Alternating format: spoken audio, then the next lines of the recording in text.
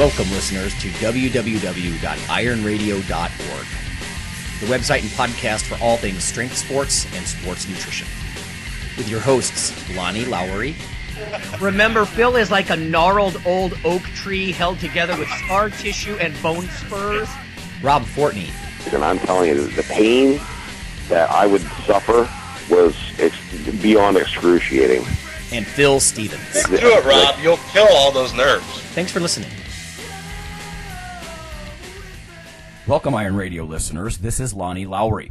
I'm an exercise physiologist, and I'm a sports nutritionist, and I'm a former competitive bodybuilder. And this is Phil Stevens. I'm a coach. I run Strength Guild. I'm a powerlifter, Highland Games athlete, and dabble in a bunch of other things. Cool. This is Dr. Mike T. Nelson. I teach online. I'm a faculty member at the Carrick Institute on extreme human performance and work with clients primarily online and a couple in person. Sweet. All right, folks, we have a mail this week from Nathan. He's asked a few things before, but he's got a good one.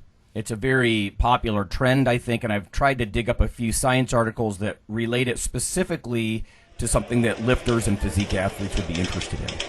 Strength and muscle sport news. So, let's get to this. So Nathan says, I've had some time recently to catch up with the last few weeks worth of podcasts. I wrote in and asked two questions. The first about a keto diet and HRV, and the second was about deadlifting. I'm very grateful you guys chose to answer the questions on air, and the information you shared was more than I was expecting. The answers were from multiple angles and perspectives, giving me a greater understanding of the issues that I was experiencing. Thanks for the weekly shows that are always interesting and for keeping the science and evidence at the forefront of lifting and bodybuilding culture. Not sure if you want to cover this one on air, but recently I started taking a probiotic supplement, and it's working great for me.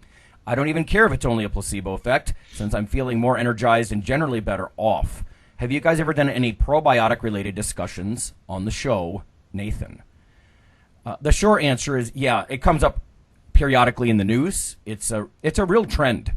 Right, years ago, I don't remember the author's name. Mike, you might, but when they did that sort of seminal work where they took the gut bacteria from fat rodents and they put it in lean rodents, and the lean rodents got obese, and it shocked. I can't remember the author's name, but I know what you're talking about. Yeah, I mean, it's an animal model, and I know people aren't animals, but rodents are sometimes a pretty good approximation, so that's why we sometimes share rat or mouse, data.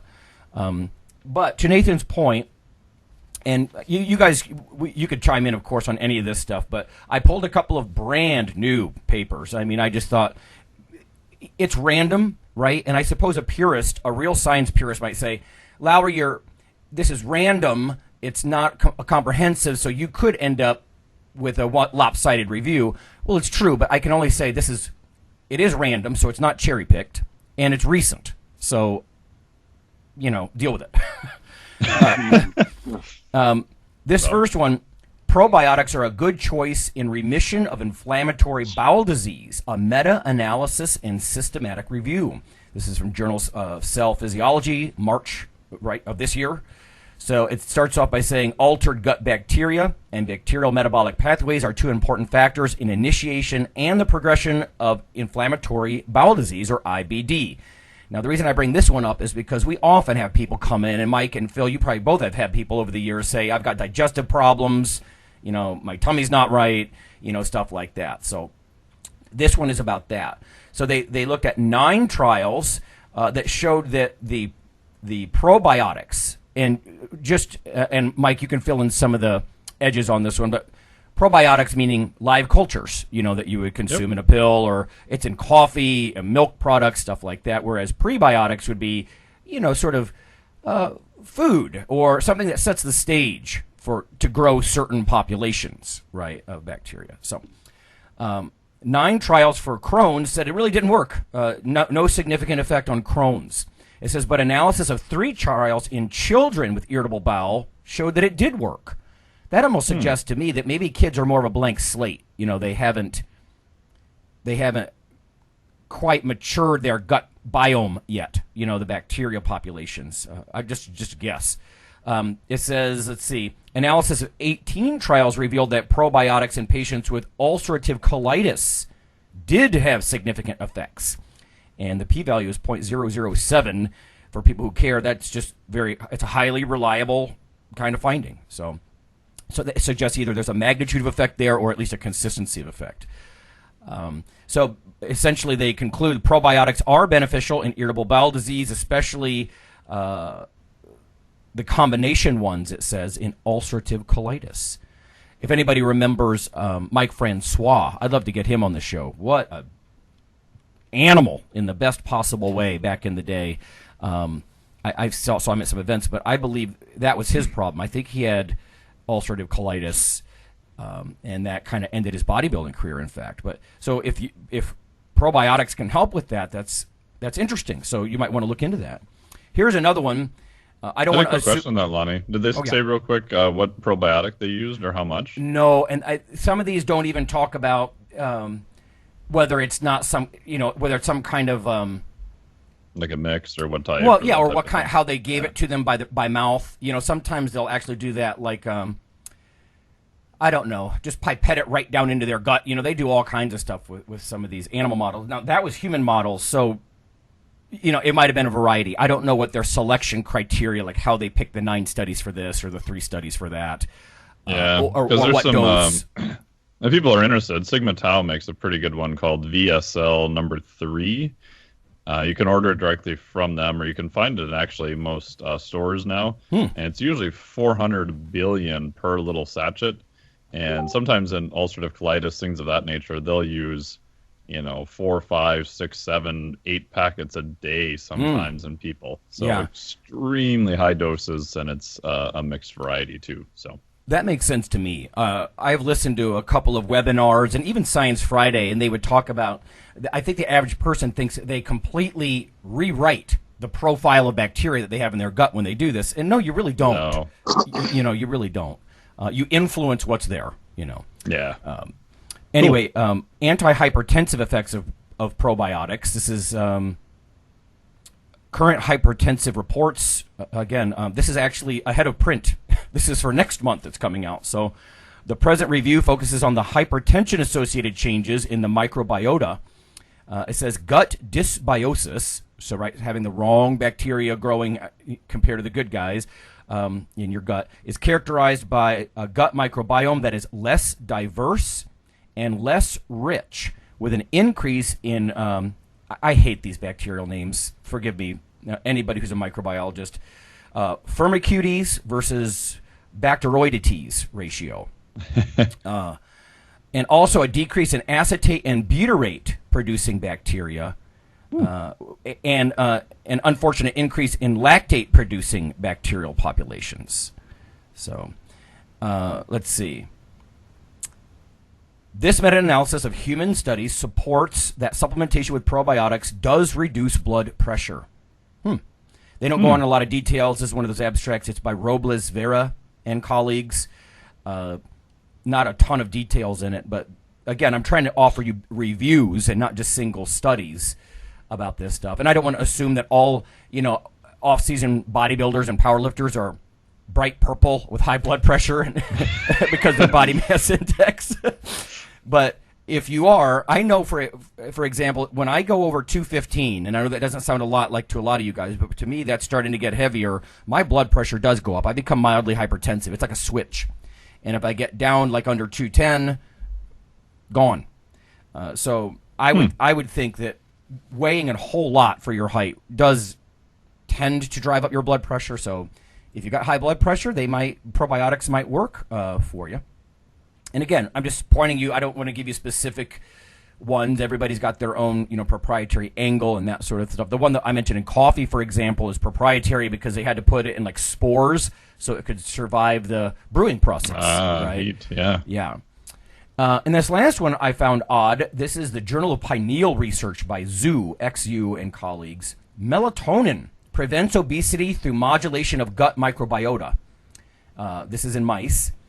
But it says recent evidence demonstrates that gut microbiota dysbiosis, there's that word again, contributes to obesity and its co-diseases, its comorbidities. So it says, however, little is known about melatonin and how it's associated with gut microbiota. I don't know why they would automatically even think melatonin would act through a gut bacteria mechanism, but they did. Is that from circadian regulation, I would assume, then? Presumably. Yeah, I mean, it's a hormone. It's diurnal. So we show that melatonin reduces body weight, fatty liver, and low-grade inflammation, as well as improving insulin resistance in high-fat diet-fed mice. And then melatonin supplementation reversed some of the problems in the gut microbiome that came from that very high-fat diet. If you're listening and you're a low-carb, high-fat person and you're like, oh, wait, they act like it's bad, researchers often put rodents on high-fat diets to try to get some of these, pre-diabetic states. So it says melatonin may impact various functions, in particular through its ability to decrease the firmicutes to bacteroidetes ratio. So it looks like you want to decrease the firmicutes and increase the abundance of mucin-degrading bacteria, which is associated with a healthy mucosa, again, the lining of your intestines. Taken together, our results suggest melatonin may be used as a probiotic agent and to reverse high-fat diet-induced changes in the gut, that could alter metabolism. Huh. I would have never guessed melatonin as it wouldn't be a probiotic, really. I don't know. Yeah, it still sounds like it's a circadian rhythm type thing, although it sounds like an odd way of looking at it, I guess. But maybe they're just trying to see if something's actually there or not. Yeah. And I guess I first of all, it popped right up on my searches this morning. Secondly, a lot of lifters take melatonin or they find some way to sleep as well as they sleep as hard as they stimulate during the day, to try to balance it out. And so if it's also helping with gut bacteria, cool. We'll take it. Nice. And then lastly, I just wanted to have a shout out. I don't know if you guys have any news after this, but Jared, thank you for supporting. We have a new supporting member, Jared. I know we have many supporting members out there. I try to reach out to you periodically and put you in the show notes now. So you can scan the show notes and say, hey, look, proof that I care. So thank you, Jared, for supporting the show. He sent a nice little email as well. So do you guys have any news, industry, or science news going on? I just have something real quick that's probably not a shock to anyone listening to the show, but this is from Brooks, Department of Kinesiology, Texas A&M, overtraining, exercise, and adrenal insufficiency. And there was another one recently talking about adrenal fatigue also. But the short version of two of these studies is that adrenal fatigue probably isn't a real thing per se. Mm-hmm. That it's sort of a misnomer, right? So anyone who says, oh, I've just been kind of tired, oh, you must have adrenal fatigue, and your adrenals just stopped working. And right. Most of the time, the adrenals aren't the things that stopped working. In my experience, I've referred a bunch of clients back out to their physician, functional med docs, and I've seen everything from their sleep was horrible, so they did a sleep study and they put them on a CPAP, to all sorts of different things. My other comment too, I think that's interesting, is that, and this article talks a little bit about it, is that if you look at kind of adrenal insufficiency or adrenal fatigue, a lot of times I've seen it's just overtraining syndrome in some cases, or just overreaching.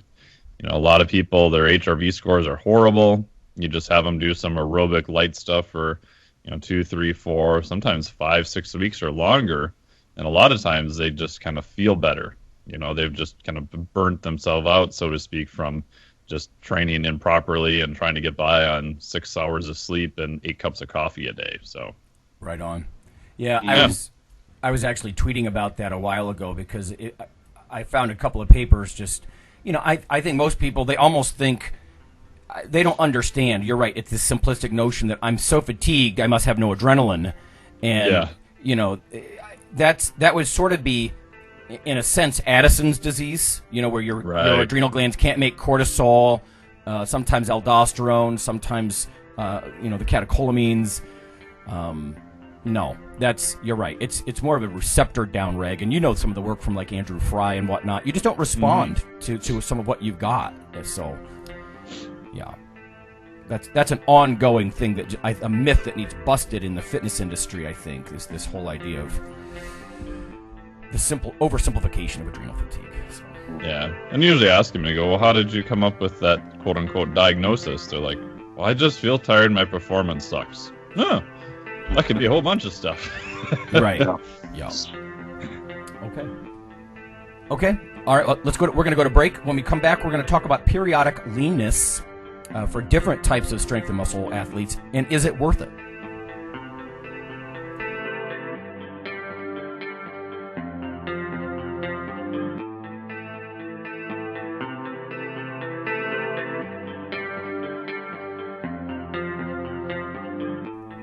Hey listeners, this is Dr. Lonnie Lowry. If you've ever had anyone critique you on your protein intake as part of your weightlifting lifestyle, oh, you poor meathead, all that extra protein is going to rot your kidneys or weaken your bones or dehydrate you or give you gout or who knows what. There is a book available. You can simply Google CRC Press and Lowry. And what I've done is reach out to experts all over the world and create a book, a single compendium that you can hold up and say, this is why I consume extra protein. This can be very valuable when you're being quote-unquote educated by various professionals on the topic. There's an enormous amount of literature in this book on the safety, the effectiveness, how protein works in cells, the history of protein and weight trainers, much more. So again, please check out CRC Press and Protein and Lowry. You can just Google that. And I do, full disclosure, I do make a small single-digit royalty on the book. But that's not why I did it. I did it so we can all have something, our particular population, to both defend what we do and to inform our nutrition and our eating. Thanks.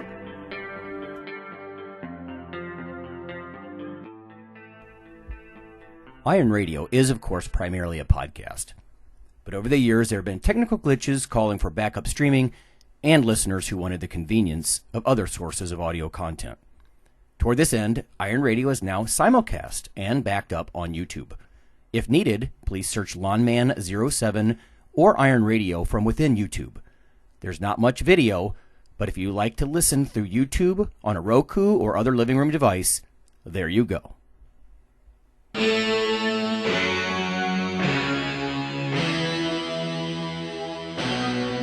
Like your weekly fix of Iron Radio?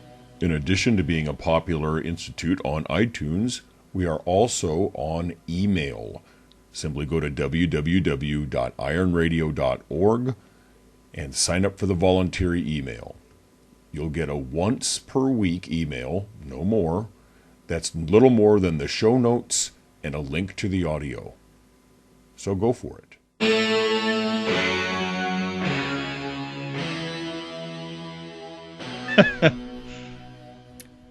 All right, we're coming back at you. It's Phil, it's Dr. Mike T. Nelson, and it's Lonnie, and we're talking about periodic leanness, and is it worth it? This is a time of year I think a lot of people think about leaning down. I'm doing it myself. I know Phil's been doing it over the holiday season because he's hardcore like that. And I'm the opposite of everybody else. Right, yeah. When I start adding, I quit. So, obviously, bodybuilders and fitness and physique athletes, they get way leaner than an average person would in a temporary way for a competition. But let's start with powerlifters, Phil, because you've done this before. Mm-hmm. First question, should powerlifters periodically get lean? That's a tough one. It depends on where they're at. Like, if I got somebody starting off and, like, let's say I got a 180-pound kid that's like, I want to be a kick-ass powerlifter. Let's say he's 186 foot tall, and he wants to eventually be really good. Then I'm going to be honest with him at the start and be like, well, you need to be, like, at minimum 242 for your frame, usually, if not bigger at that height. Just looking at the, like, sure, there's outliers, but I hate looking at outliers. So, you know, we look at the population, look at who usually does well. And if you're 6 foot tall, you're usually that size or bigger. So no, they're not going to for a while. I mean, there's no point in going backwards. Like if you tell me I want to be jacked at 275 and you're 180 and you're leaning out, I'm like, what the hell are you doing? That's stupid. Yeah. We need to get to like 300 and then come back down.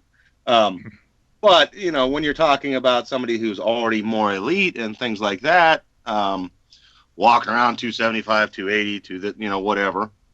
Yeah, I think it's good to have times, especially in the off season and things like that, where you tighten up the diet and just work things out for a little while. Take a break from the hard training.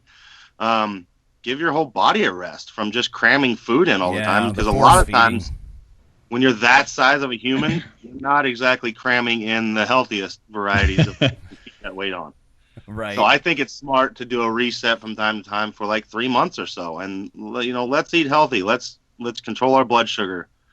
Let's do things like that, and that's what I like doing. I mean, like I'll go lower carb for a quarter, or something like that, and let my body get a break from constantly having jacked up insulin levels and walking around with high blood pressure and having to wear a CPAP and yeah, the CPAP become like it's the standard handout for heavyweight powerlifters now. Oh yeah. Oh wow, yeah. Yeah, so I mean, at that level, I think it's good. I think early on, I think too many people get on that boat, especially as strength athletes, of leaning out when they don't need to. Like I talked about at the beginning. Right. I mean, like if you're 175, 180 and you're looking to be big, it's like, why are you going backwards? Good point. When I first had this question sort of posed to me, I think what we need to do is really ask how periodic, right? I guess my default, again, maybe it's that bodybuilder mentality that when I hear periodic, I mean once a year, every other year. Are you going to strip off some body fat and see what you look like? What the muscles look like underneath. But it's a good point, Phil, because you've mentioned that in the past. You get beginner and intermediate guys, and they yo-yo almost over just a few weeks. Like they try to get big for a few weeks, and then they try to get lean for a few weeks. It's like, wait a minute. Yeah. Who was it? Was it Dave Tate? He likes like the full 1 year blocks when you periodize. Because, you talked about like getting up to 300. Hey, kids, you're not going to do that this year. It's going to take a decade. There's that just need to spend 5 years getting bigger. Right. So how periodic, I guess we should probably define that too. Right. Like what I just did, I mean, it's been years since I did something like this. And, one of the main reasons I did it is injuries and everything else. So, I just went through 2 major surgeries, and it's like, I needed to back off, figure out the numerous things. It's not a bad idea to lean out, but I need to figure out how can I train now? I'm a totally different person than I was before. So take some time to figure that out. It's like, it's stupid of me to try and push forward and keep my weight at 275 when I don't even know how to train right now. I'm just learning that. Sure. Knowing what that my hip, my hamstring can handle. Yeah. And things like that. So I've leaned down. I've dropped about 15 pounds now. I'm around 200 pounds. Oh my God, I'm going to go under 200 pounds. Toe wink. But you know what? It's amazing to me. Once you get your body weight set point, like my body really likes to weigh about 210 to 215. But I kind of noticed last year that having not competed since 2011, it's been that long now, but wow. I'm thinking I better lean down because I still weigh the same, but my body composition isn't where I wanted it. My joints won't allow me to lift as heavy as I was. And so it's funny, like, to me, it seems like something about the hypothalamic regulation of this, at least with me, it seems to care more about just pounds of weight, kilograms of absolute body weight than anything else, because my body composition really was not good like it was when I was off season right before I competed last time. You know what I mean? Like my body weight, both times I'm, weighing, let's say 215, 220, something like that. But I just felt like for my health, I had to get some body fat off me. Sometimes it's just, I don't know, it's like a feeling, but Mike, I'm sure you have lots of thoughts about this, about health or metabolism, how often someone would get lean. What are your thoughts on this stuff? Yeah, I think, and the clients I work with too, we look at it in terms of sometimes an open time frame. So I'll pick, where they want to go in terms of maybe body weight or body composition. And then do they still want to keep a fair amount of strength along the way, and sort of the time course. So I had a female client I worked with who's done really well. She's lost about 20 pounds over took us about a year. And she wasn't, she was pretty lean to start with, and she's not competition lean now, but she's significantly leaner than what she was before. And during that time, because it was, pretty slow and steady, she's also increased strength in pretty much every exercise too, because her priority was she didn't really want to have her performance drop super far down, in the process. And again, you're trying to make it, semi-livable. And at the end, it was, pretty, not sustainable, but that wasn't the point. So I think, like Phil said, the longer periods of time, I think, are better. With guys, or what I do with myself is I'll look at a period of sometimes 6 months to a year, and I'll have kind of a rough, end point. So a couple of years ago, my goal was we're doing more overhead pressing, more, strongman, did a novice competition. So I got up to as high as like 245, which, a lot of that was fat, but my lifts were still going up. And then towards the end, from like 240 to 245, my lifts didn't really go up at all. I was just getting fatter.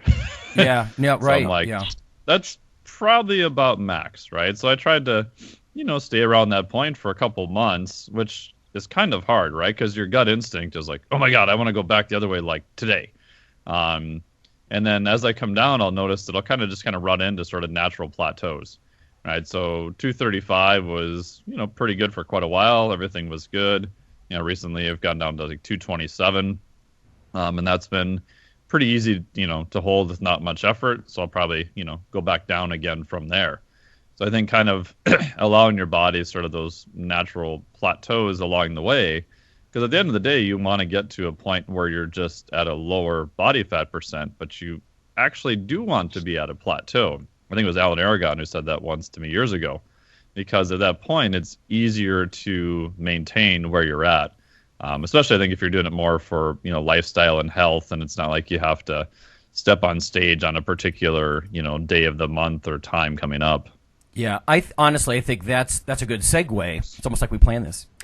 because the Gen Pop, I think there's a lot of warnings, like you'll hear from dietitians or nurses or different health people, in healthcare and education, that they'll say yo-yo dieting is bad. I think most listeners would have a negative connotation with yo-yo dieting, and because there are different risks involved. I mean, I've got some sort of basic textbook slides that say, the risk with this would be each subsequent diet that you go on, if it's done badly, right? The general population they try to cut their calories too far. They don't necessarily bump up their protein or anything like that. They just stop eating, kind of. And then when they regain, more of it comes back as fat. They might end up with some kind of weird hypothyroid state, whether it's temporary or not. One of the concerns on a tissue level, I remember listening to, was it Vic Catch? There was a talk at a conference, and they were talking about how when you periodically regain, and again, not a wise refeed, but just gross, starve and then regain, they were showing some very disappointing or like dismal data. Depressing is the word I'm looking for, of women, longitudinal data on a group of women, and how they would take tissue samples and they would show that the pre-adipocytes, right, the fat cells, that they're not really full-functioning fat-storing cells yet, they tend to wake up, if you will, and differentiate and become fully fat-storing adult fat cells with these awkward refeeds. So, and at some point, their body fat gets so high after, like the first diet, they lose 8 pounds and gain back 12. The second diet, they lose 6 pounds and gain back 15. The third diet, they lose 4 pounds and gain back 20. And by the time, and this is real data, these are real data that I was looking at. And like 2 decades later, these poor subjects are just a train wreck, And then I think most people don't realize once obesity gets high enough, a lot of inflammatory processes take over. There's a lot of like macrophages and inflammatory cells embedded in the fat tissue, and a lot of people don't realize that the super obese, their body fat, their adipose tissue, it doesn't look like the fat tissue of a leaner person. But anyway, so there's a lot of these risks with this random yo-yo dieting stuff. But let me ask Phil, and then Mike, I know you've got thoughts on this too. Do we fit that mold? Are we like the Gen Pop? I mean, let's face it, the kind of weight fluctuation that you talk about probably stuns people, Phil. And so can we get away with that? Are we doing something different or better that we can get away with it? I think so. I mean, I think a lot of it is it's a little more thought out and it's a little longer term. But a lot of my crazy weight shifts are literally water. Fluids, and people forget that. It's literally just fluid. I can't tell you how many mainly women have been like, oh, I wish I could lose 17 pounds in 24 hours. Yeah, but I gained 23 back the next 24 hours. Yeah, that's water. So, it was all on purpose, and it's not like I would die if I stayed down there. But I mean, I think the other thing people need to look at too is just the amount of time. If you're training hard, that's like when I started competing in powerlifting after I was done with strongman at 242. And I stayed there for a few years, and then it was like, okay, it's time to go to 275. It literally took me 7 years to go to weigh in at a legitimate 275 for a meet. Yeah.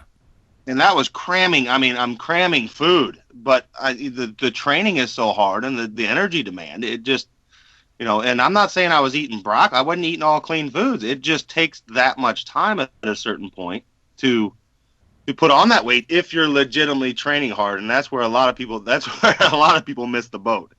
I think they're like, yeah, it's easy to get up to, I've been 320 pounds not trained.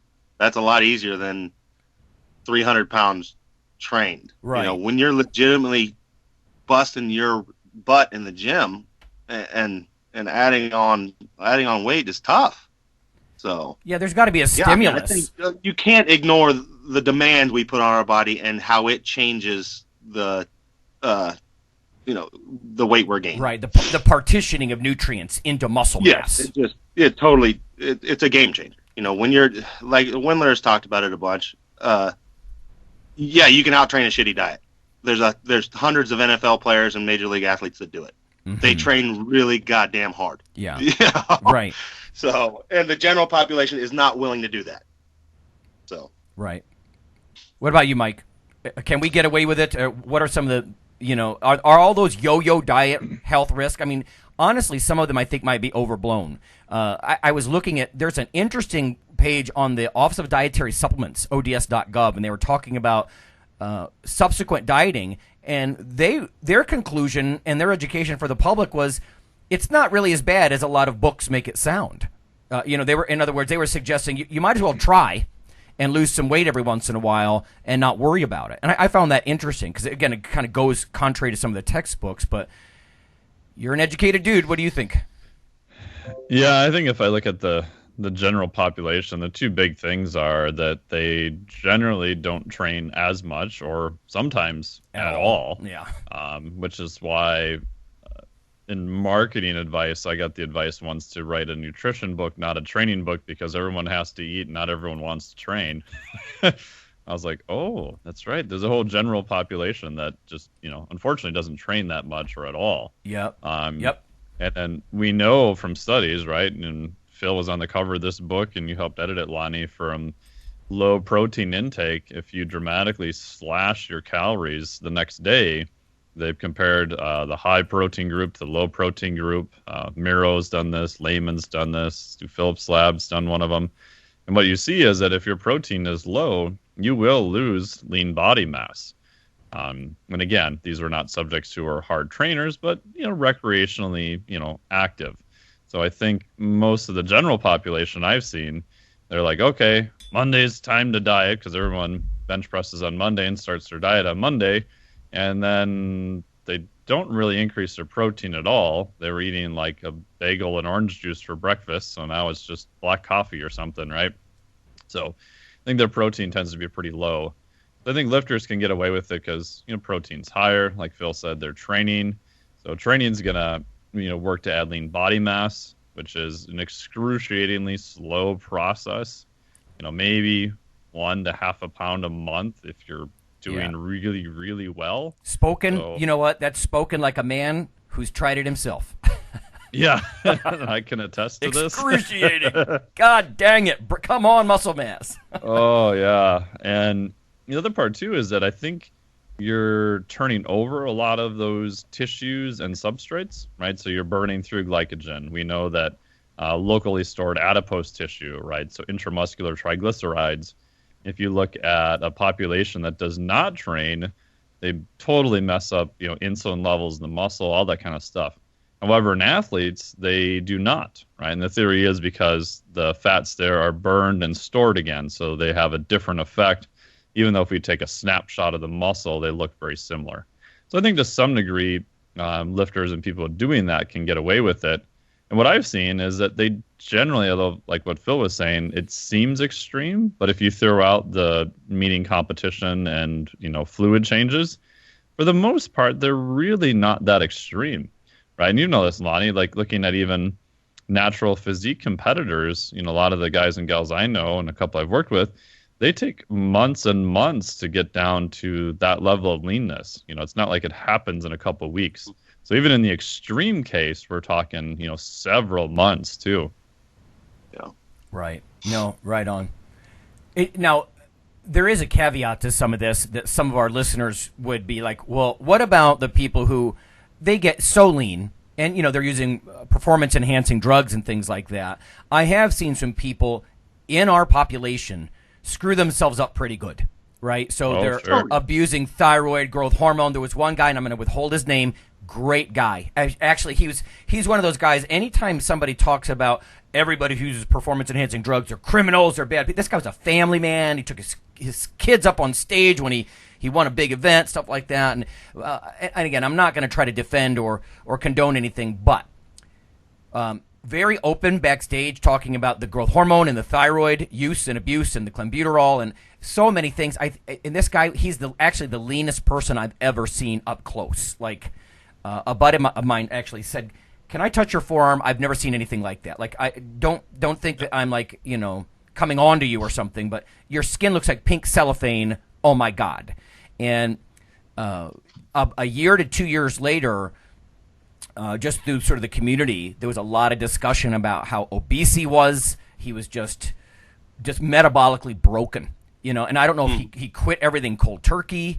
I don't know if he then pulled himself back out of it. But this did not look like a traditional get lean and put the fat back on in a healthy way kind of fluctuation. And I hear that with female fitness and figure competitors too. Sometimes permanent thyroid suppression or something like that, I guess. I don't know. You see that in athletes, too, though. You see a lot of, let's say, let's take the NFL, for example. Oddly enough, you'll see a lot of linemen that come out and get lean. And then you see a lot of other people that come out and get big. Yeah, do the reverse. Over fat. The linemen have spent the last 25 years of their life being told you need to shovel food in your face. Mm-hmm. It's your job. So what do? They get done and they're like, I don't have to fucking eat 10 cows anymore.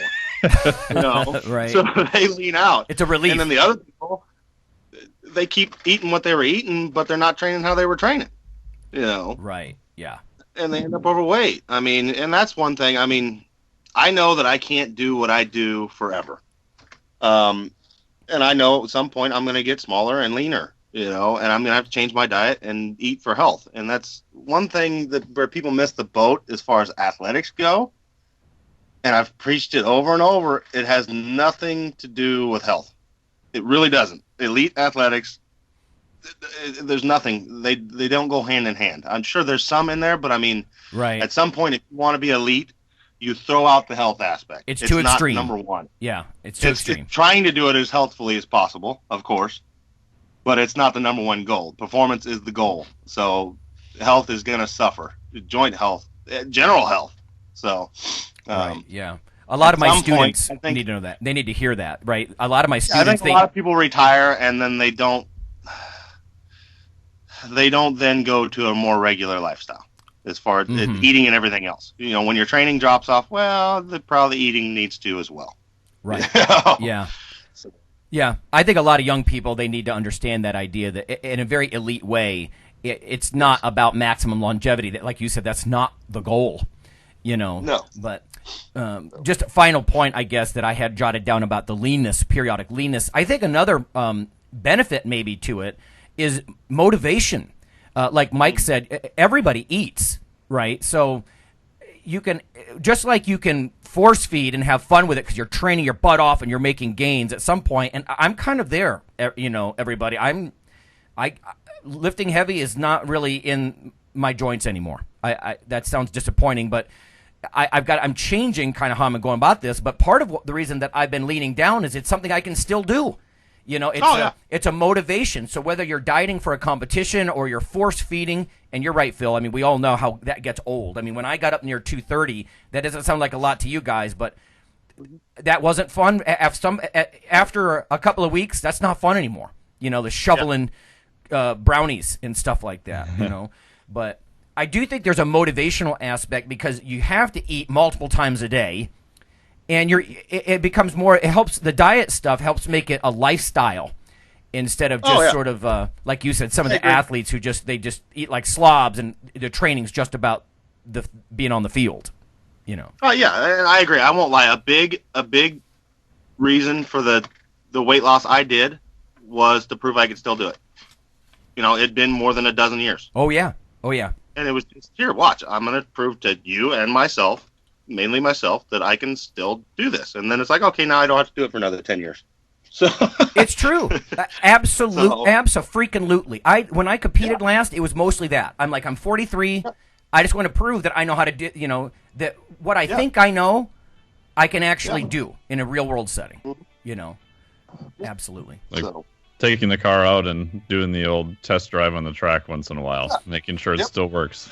Yeah, and it's psychological. It's a psych test too. It's not just a biological test. It's a courage test for me. Can I? Now, at some point, at least in bodybuilding, your skin quality goes, and I'm not one of the people. I don't want to necessarily, and I don't want to offend anybody who does this, but I don't want to be on stage in my late 50s and 60s, and even when I'm lean, you're just kind of wrinkly and saggy around the edges a little bit. And I don't want that for me. Some people can look great, I imagine, and still want to do that, but probably not for me. So that's a different story. But yeah, the courage test and the prove to myself, like Phil was saying, that's a big factor, I think, in getting lean occasionally. Okay. Well, that's all I've got. Yeah, you guys know I've got a long afternoon of running some hormone assays, so I'm gonna have to jet. I know Phil's got to open the gym or lift, both. So I guess we'll catch up with everyone next week. Thanks a lot, guys.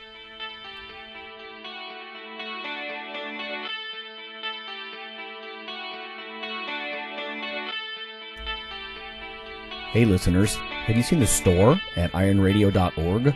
There are 3 halls in the store. One for Phil, one for Fortress, and one for myself, Dr. Lowry, and they're thematic. So you can go into our Halls of Iron store and choose based on your goal. If you need something to learn or read or something nutritional, you can look in my store, Lonnie's store. If you want something about injury prevention or competition, then take a look at Phil's Hall of Iron. And if you want something about motivation or daily training, Fortress's Hall has what you're looking for. There are some fun, heroic descriptors as you browse through the stores. We try to make it a little more fun than the average boring online store. And whether you're a novice lifter or someone more experienced, you can take heart that you're not wasting your time. The things that we put in each Hall of Iron are actually based on our own recommendations. Protein powders that we know to be good, knee sleeves, wraps of some kind, things that Fortress uses in his own training. The stuff you see, is good. This way you don't waste time.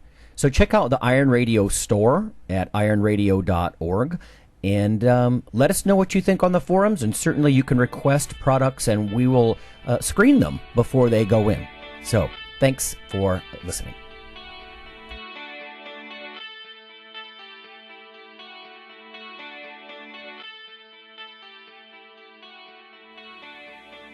Iron Radio is accepting donations.